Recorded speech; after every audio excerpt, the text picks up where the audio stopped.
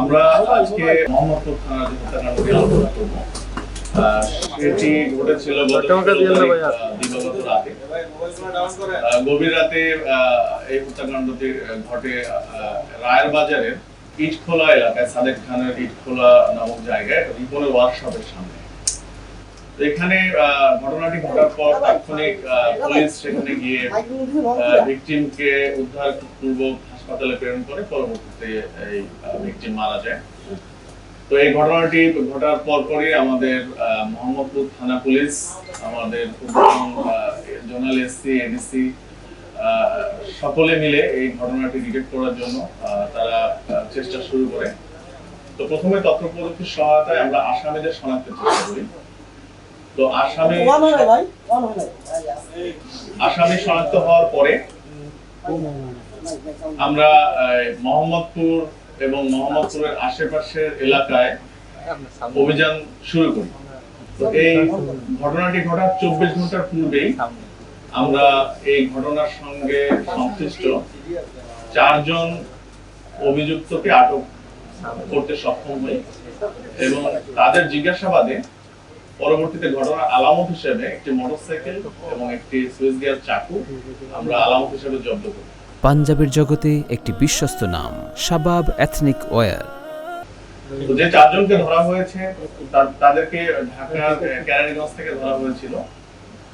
4 জনের নাম হলো মুন্না, আক্তার, মিরাজ এবং নয়ন ওরফে খোকন।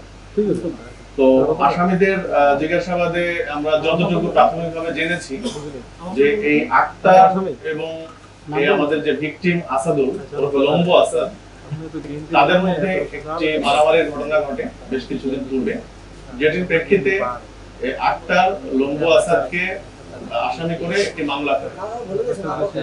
পরবর্তীতে এই মামলায় আমাদের ভিকটিম পুলিশের কাছে অ্যারেস্ট হয়েছিল এবং জেলও খাটে।